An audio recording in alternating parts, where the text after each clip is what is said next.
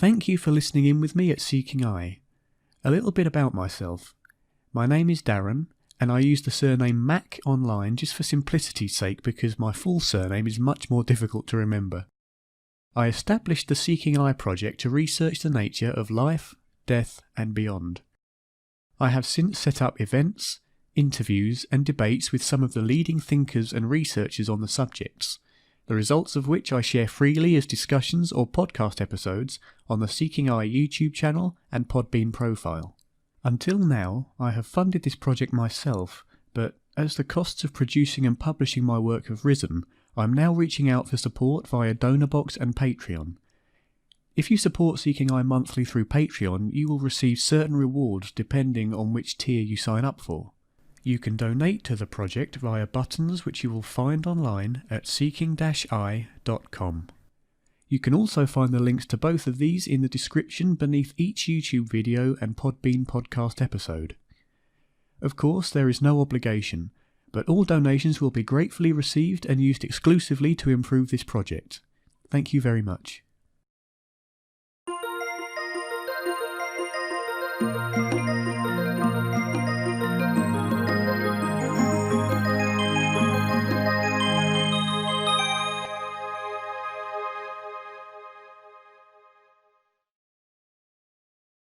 I mean, many religions, especially in the East, mention things like different levels of heaven, like the 7 levels of heaven, and people that have had regressions, especially with, do you know, the work of Dr. Michael Newton?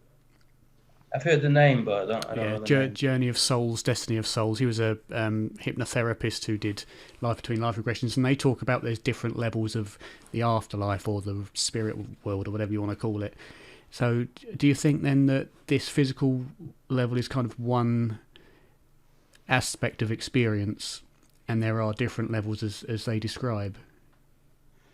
It sounds like definitely yes, because I mean, again, and I know more like Seth talks. It's a similar kind of thing where it's and a little bit like, well, it's kind of like I don't know if you know Seth talks, but she basically channeled and her husband annotated or transcribed, and very intelligent. So even if it's from the subconscious, it's still very fascinating. And that did talk about it. What it did say, though, which was interesting, was that the belief system that you have with the egoic mind upon death, you'll face that, I guess, in the same way as placebo and nocebo. So if you believe in a hell, even though there's no, again, because it's within a construct and it's infinite possibilities or whatever, but because of that belief system, you enter into a different realm and you will potentially spend great time maybe in this position that is self-mind created in the law of attraction kind of way, but there are kind of guides to take you away from there. So they're kind of saying that, yes, there are other potential realms, but, you know, you're given that more freedom of the lack of linearity, but you're self-creating that. So that very much will depend heavily on your belief system as well. So is that the sort of thing that's come through from your readings of it and understanding? Is that? Yeah, I mean, my understanding or my belief, I suppose, because this sort of thing you can never know for sure. It's always going to be a belief, but my belief in this sort of thing is that whatever comes after death is very mind orientated. And it's going to be kind of a level of mind as opposed to a level of physical. People say about hell and heaven being physical places. To me, that doesn't make sense. To me, it's more a state of mind. And you see with out-of-body experiences, that an astral projection, they call it, that goes to these different realms, allegedly. They say that the mind is very influential over the nature of the place, which is a lot more fluid. You know, you think of something, think of a pink spotted purple dragon or something, and one appears, you know. So it's very mind orientated, and it seems that from the work of William Buhlman as well, who mentions that there are consensus realities which are created by kind of mass belief systems and mass human minds.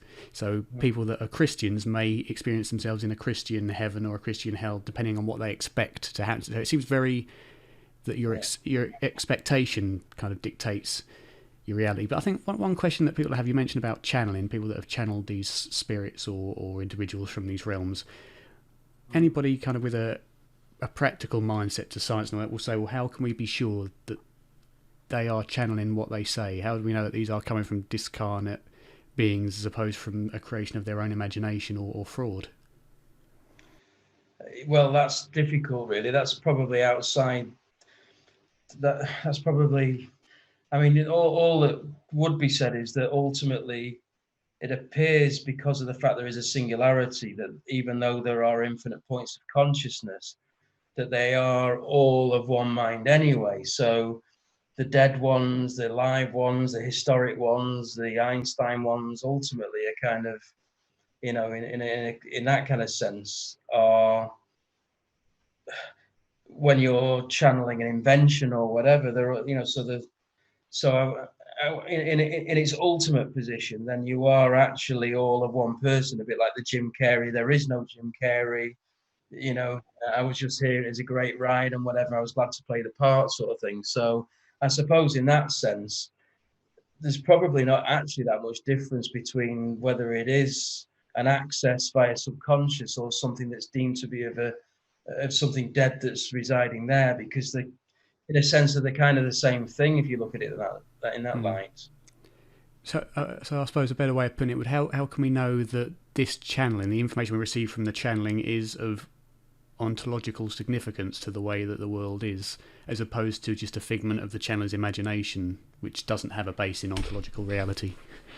Well, here's where it's probably quite interesting, because I would say that the science itself can show that the place where the subconscious is getting its information from anyway, which is the true place, if we discard the fact that what we consider the physical material realm as having a true reality, even though the science will measure more and more accurately the mathematics that creates the binary, that's just getting inside a Pac-Man game and describing all the details about the color of the pills, how fast the Pac-Man moves, how long you've got before you eat it.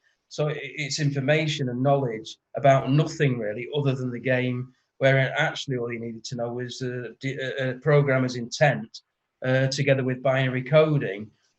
The rest is actually, and it's the same here, you can know Latin, you can know all the plants, you can know all descriptions, but if they're actually a description of binary, which is mind-made creation, then none of the information, none of the language, coming first in university challenge, money, the whole thing actually is that kind of video game. So in that sense, you're then saying that the only true reality is the quantum realm, which is a singularity with a potentiality for anything to be true, a bit like the thing you said before, a rabbit with three heads and the body of a horse or whatever. I'd love a little pet Spyro when I die. What Spyro? Little pet Spyro, yeah, a little purple dragon thing. I've never even heard of this, so it's kind of like... You never heard of Spyro? It's my favourite game when I was a kid. Is it right? No, misspent youth for me, I think. But, I miss those days, the old PlayStation 1s. Back when games were all so simple. Show my age now, because it was Space Invaders and Astro. On the old Atari systems. Yeah. We've still got one of those old Ataris. I think I was the first ones to get a ZX80 with the programming of about 7 lines of code, and that was it. That's all they could help. Still loads of people bought it. It's like, it's just obviously purely just because it's a computer coming out. I'd like to see kids these days try and work DOS games. Do you remember the old Jazz Jackrabbits and things like that? Yeah, well, just to get them off the phone period would be quite cool, because they're sort of 90% addicted now, isn't it? So I know, it's sad, but there we go. That's the way things go. So you mentioned about quantum. That's... quantum physics is often used as a way of describing consciousness, or a way of explaining certain parts of consciousness, and it's notoriously goes along with the word woo, which is something I can't stand. And you always get referred back to Deepak Chopra and things like that, especially from the skeptics. So do you think that there is a great misunderstanding between consciousness and quantum physics, or do you think that there is some explanatory power there? Because I know you have different... Mm-hmm. Yeah, well, the Copenhagen one is the kind of one of the early ones. Born whenever I subscribe to that, because I think there's actually a lot of evidence that's discarded. There's evidence just by virtue of how it works, and there's really not that many interpretations. But also, then you've got things where you have the ability to change random number generators by virtue of intent again. So it might be like 40, even for kind of novices, it could be like, I don't know, 42 when it's supposed to be 50-50. 42 being the ones that when you're trying to get them, get 58 to 42. And it's just trial time and time again. And the skeptic will say, oh, that it wasn't set up properly with the lab and whatever. But it's, at least at the very least, it's something that can be provable whether you like it or not. That can conform to scientific methods. So. I mean, one point that Jeff Hall brings up, which is very relevant, is that people, the skeptics are always, you find, producing negative results, whereas the believers are producing more positive results. Especially, I can never remember the guy's name who works at the Ions, but his studies have often criticised because replications often by skeptics show negative results, and you think, well, we're assuming that there's no effect from the intention of the researcher, because especially if there is a connection between consciousness and quantum events, and that the brain and intention is somehow related to that intention will alter the effects. And the problem is any controls are designed specifically, as Jeff says correctly, to remove any kind of intention. So you'd never find that if that is the case. No, I think the good news is that it's powerful enough to override that. There's been a lot of research on that metadata, and there's an effect called like the sheep and goat effect, which is exactly what you're talking about, where it sounds like a philosophy of convenience that someone might say, well, I'm going to now spin the PSI wheel. You tell me the direction and I'll have no hands, no convection or whatever. It's something I can do myself, by the way, this one. And someone else tells you what to do. So it's not like a subconscious flow, like a wait until it moves. They kind of control you to control it. So the point being is that if there is a negative mind within there, then there's no reason that couldn't potentially have an impact. Because of what we just said, that there's maybe a potential cancelling out, but notwithstanding that, it can still be demonstrated anyway. So it can impact it, but doesn't negate it. So it can still pass that test. Fortunately, if it couldn't, then it would be very difficult, because the skeptics who want the evidence all the time will never get it, because. But that happens with placebo as well. I mean, that's what makes me laugh about placebo, is that it's a punchline. It's just an accepted phenomenon. No one almost questions it in the science community. Nobody does. But it's actually metaphysical, because it's saying that with an entity that is benign, it can create an effect which is as if pharmacological impacts. When I say, well, that's just the mind. Well, even so, that's then generated. Quite extraordinary, isn't it? Exactly what it is, yeah. And sometimes it's not just something. If it was just like, I've got a headache, here's a placebo, no, I haven't. You could say that's like taking your mind off it. But in my book, there's an example where there's a young lad who, some kind of young consultant didn't realize how bad his condition was. It was something that was certain to have died of, and it was ridiculous, like eczema all over the body. And he just questioned the senior consultant, said, have you considered like hypnosis? And he just said, if you want to give it a try, go ahead. Obviously quite cynical, because of the fact that it was a lot worse, and this other guy didn't realize it was terminal, if you like. But the important part probably is the fact that he focused on different points of the body as well. So he got rid of it on an arm, for example, and it went away, it disappeared, it came back. What's important for me about that is that if you make an argument that it's just to do with tweaking the sympathetic nervous system, then you would expect that effect to be kind of global around them. But the fact that they've focused in on a specific region, it's corrected it, they come back to another, it can no longer be about that. So it's something very powerful, for a mind-body connection, which is what that's all about. So there's metaphysics everywhere, and they just, Sheldrake and whatever, just get blasted out of the water all the time as deemed woo-woo. And he's just as qualified and just as bright, if not brighter, than Richard Dawkins or whatever. It's just. Yeah, I mean, folks like Richard Dawkins are, very well. He knows what he's talking about. He's a very clever bloke. But the reason he's so prolific is because he's loud, and he's he's appealing to what people like in terms of the way he approaches it. And for dogmatic religion, I agree with him that you need to do it. But when it comes to ridiculing people that believe something different, let them get on with it as long as they're not bothering anyone.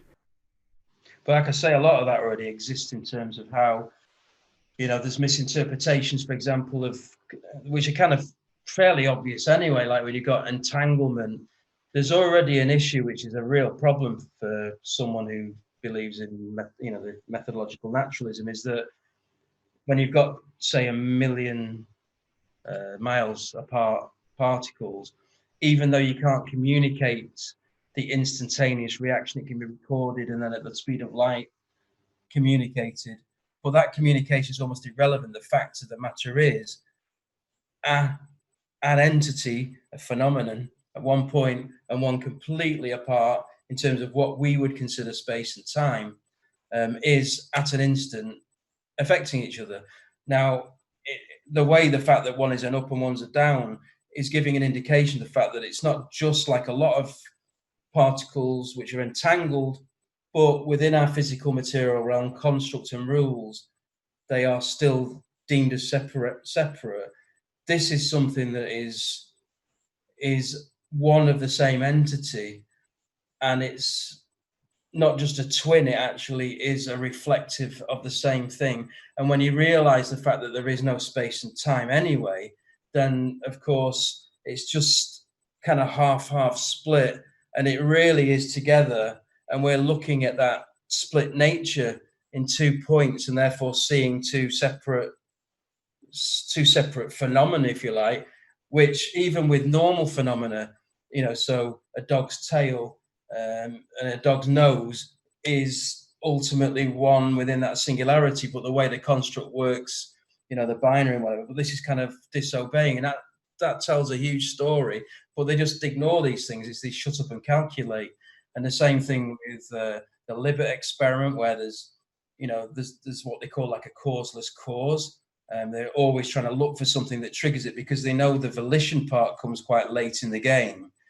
So it's kind of like, if you think it's happening then they'll kind of acknowledge that the motor action begins and this process starts at what appears to be an arbitrary point in time, but it's not a decision that's been made, even though instructions have been given to the mind. So it's not random, because it's something that's been instructed, understood, and it occurs. And they just see that as a causeless cause, and they're kind of like, it's a real puzzle. But when you realize the linear time aspect isn't there, and the intent itself was what caused it, and there's a augmentation into reality of how reality flowers based on it, because it's only ever binary anyway. So, there's certain interpretations that in some sense can't really have any alternative one. And it applies to the double slit experiment as well, with the which way, one has information, one doesn't, and therefore one of them has the position where it lands within the interference, and the other one has an alternative one. You've got two separate realities. And it also, more importantly, appears that it's retro causality, and it's going back, because you've looked on the other side of the slit, and if you kind of personify it, so you say, well, it doesn't like that, because you've looked at there, so you're going to know where it's come from. So even though it's already gone through, it's now going to go backwards and come through, and repeat itself and come through, which implies that it's, but of course, if the intent was to look at the information, and it's more than intent, it's an inevitability, then that's already set. So in the augmentation process, it only could follow that one route. It's not as if it's gone backwards and then gone back and followed a route because of it.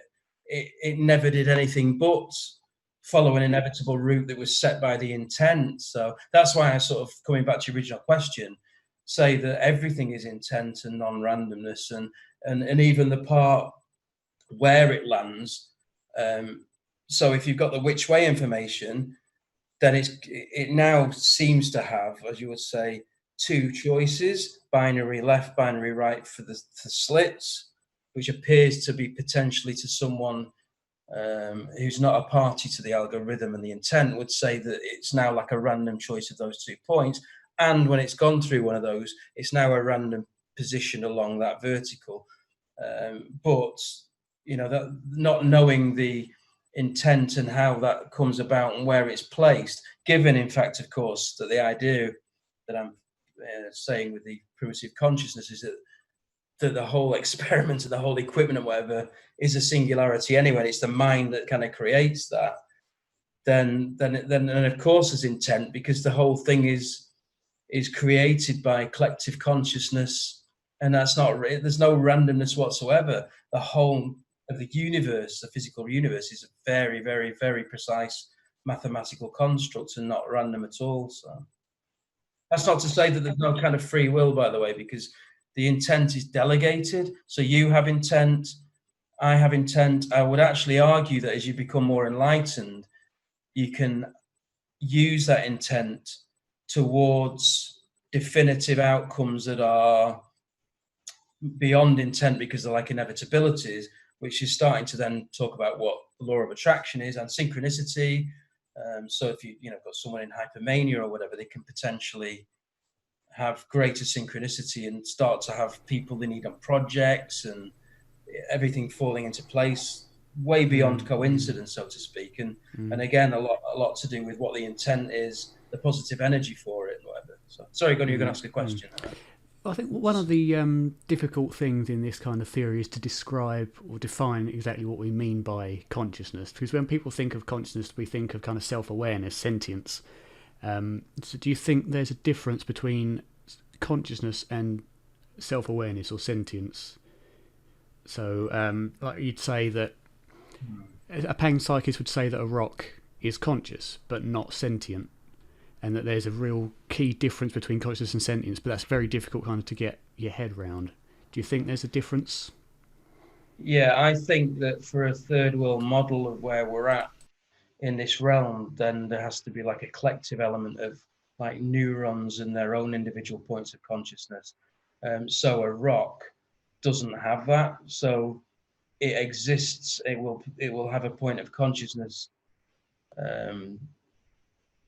that makes it of the world and have structure and whatever, and have its binary based around it, but won't be aware. An ant, and then you would go up the progress along the food chain, and as you do, then I think it's very important that there's a neuronal gathering. That there's points of consciousness that are represented in binary form, but also represent the points of consciousness that are in, for example, the neurons, and it's those working in unison that create the access to the qualia, the access to the intelligence part of the realm and understanding and whatever. So if you need that kind of the brain, to put it simply, if you need the brain as an instrument to be self-aware, how would then that explain these experiences while out of body, when that isn't available, like during the near-death experience? Yeah, I'd say that the brain is kind of it's actually an attenuation of the situation, and that's why to transcend is important, because the brain actually can go two ways as it evolves. So you've got, with it being an egoic mind and brain, then it means that the human can either become so obsessed with the drivers that underpin biology and the survival of the fittest and whatever, hence you get Bezos and Gates or whatever that can never quench the appetite for power and wealth, and don't see the truer reality, and therefore we're at a point, being a human as opposed to say a rat, where where it can go either way in some respects. In one way, it can be, you can kill each other over belief systems, not just over, scarcity of sex or scarcity. Yeah.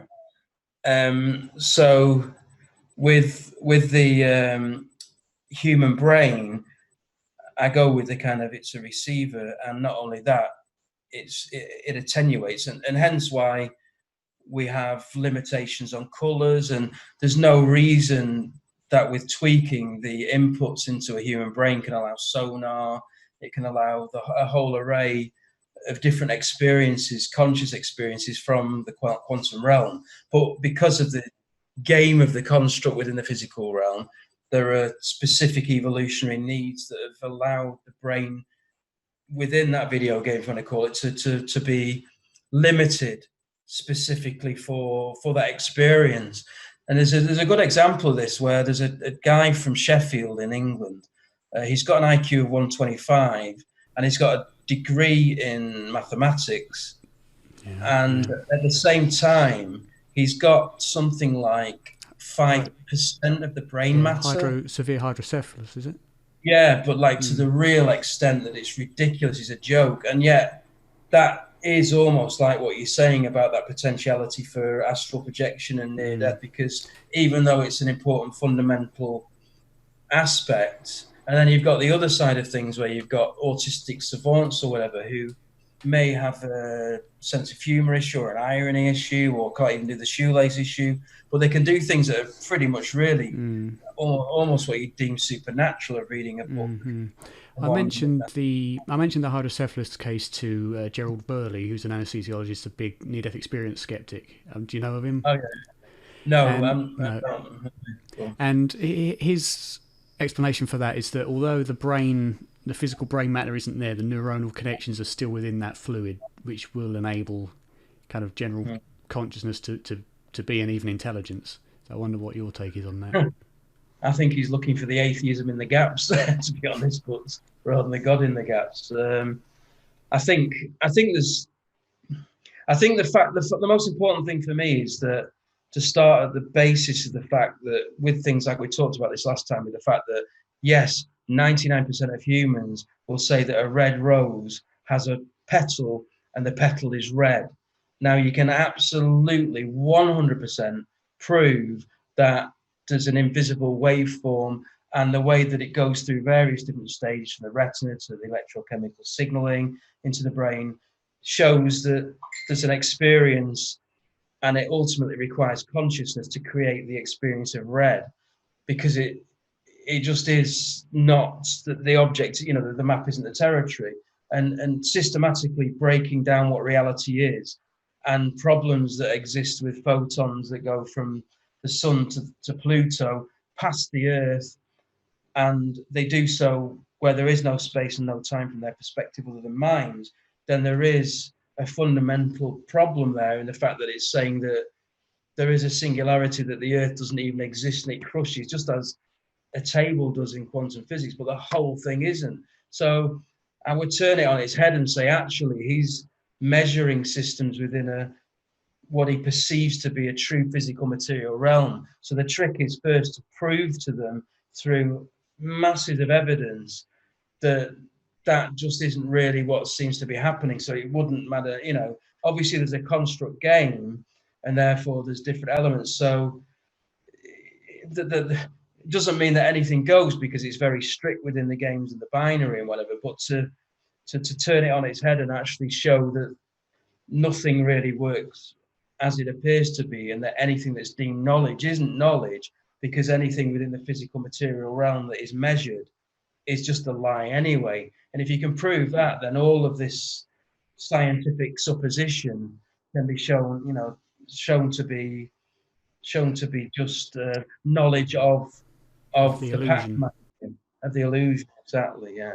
And I really think that's probably where the main focus of the whole journey of the book that I've done is focused heavily on that, because systematically showing that, because of course, cradle to grave, it's the Plato's cave shadows and whatever. It's understandable that people would believe in that the accumulation of various senses joined together are infallible, and even scientists will do that because they have to buy into that element, because that's what life, it just feels right.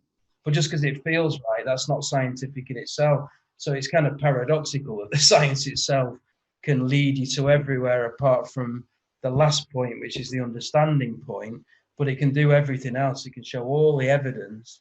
So that's kind of, that's it in a nutshell for me. Yeah, I mean, as you say, every method of measuring it and quantifying the world is quantifying, as you say, the illusion. And the problem is that science would dictate rightly that if this is an illusion, it's our job to kind of show and prove that, and they'd say there's little evidence to support that this isn't exactly how the world is. True, and that's, I guess, why it's many years of the work and writing to show it. But there's countless, like just the quantum physics alone is showing it. Like I said, the issue with the photon, the issue with singularities, because of course it's the same thing. It's already happened to a degree anyway, even though how profound it is forgotten. This is just level one, which is the Newtonian, two Newtonian aspects. One is the nature of time, which he obviously felt was an absolute. And again, humans will think it's absolute. So Newton says it, humans will believe it, it feels it's true. Then there's the apple drops, and you can understand maybe the earth goes a little bit towards it, and it's almost like a magnetic sort of sense. That's how he paints that as well. Those two are very intuitive. They're kind of what you agree, the same with a red rose until you kind of go deeper. And it's the same sort of situation. But along comes Einstein, and they're completely radically different. So now you've got Einstein saying that past, the present, the future, stubborn illusions. There is no distinction. That is so counterintuitive that you'll live your life as though Newton is correct. But it doesn't really matter how you live your life, and the fact that it's within that realm where there is a feel of linearity. Truth is truth, and the truth of Einstein was greater. And the same with the gravity being the bending of space-time. Now, I would argue actually that is part of a construct that creates the binary, the manifestation of that to fit within how the physical material realm must be to make it an immersive experience. And when you break that binary down, then you look at things like dark matter, and it's a manifestation of the binary, not just that is the binary that's sense perceived and therefore creates the galaxies or whatever, but the binary that is around those to create the manifestation.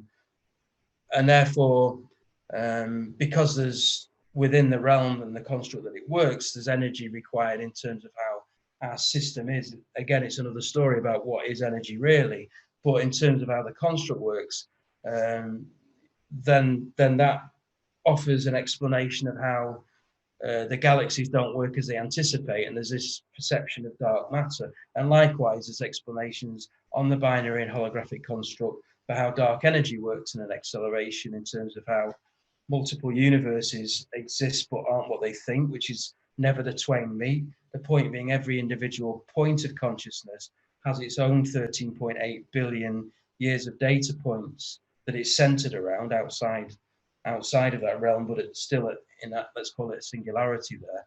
And that's quite easy to prove, really, because if you're on Earth and I am teleported at an instant, I don't know, 10 billion light years away, notwithstanding we won't be able to see each other because the light, but in a now time, 2020, you're here, 2020, I'm there. You look around you and you will see, obviously, notwithstanding 300,000 years worth of non-photon activity, but just to make the maths easy, you'll have access to data coming at you at 13.8 billion years worth of age.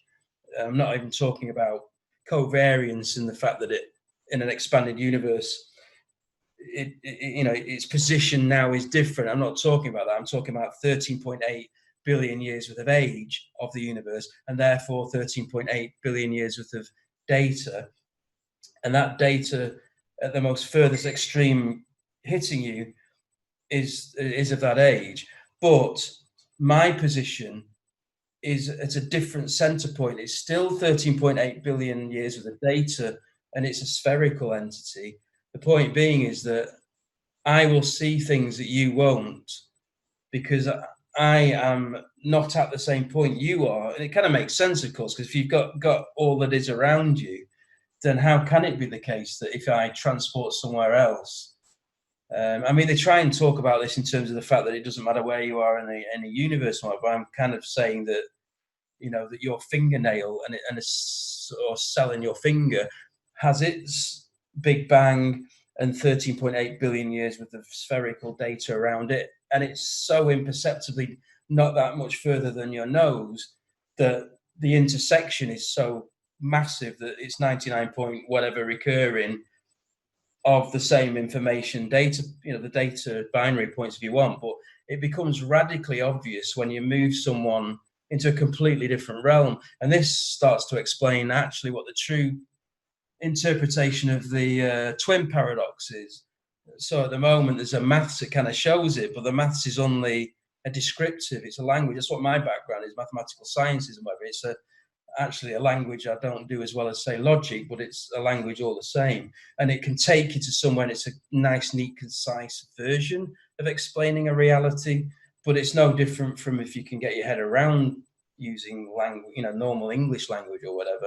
It just happens to be neater and more concise or whatever. So the point being is that those two different positions in the universe are, well, the paradox, of course, is we're saying that they are, your point of consciousness is concurrent and in the singularity as mine. But as it happens, where it's put out into a perception of infinite points of consciousness, then they're in different state, different geographical positions with different data points. Did that make sense, by the way? Or was that a bit?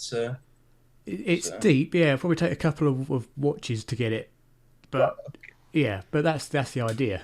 These things, it's going to take a while to really sink in, but that's why I record them. I hope you enjoyed this episode of the Seeking Eye Life Exploration podcast. If you did and would like to continue following my research, please consider subscribing to my YouTube channel and following the podcast on Podbean, iTunes, Spotify, and other podcast providers. You can also join our Facebook discussion group. You can find the link to this and other Seeking Eye online profiles at seeking-eye.com. Thank you.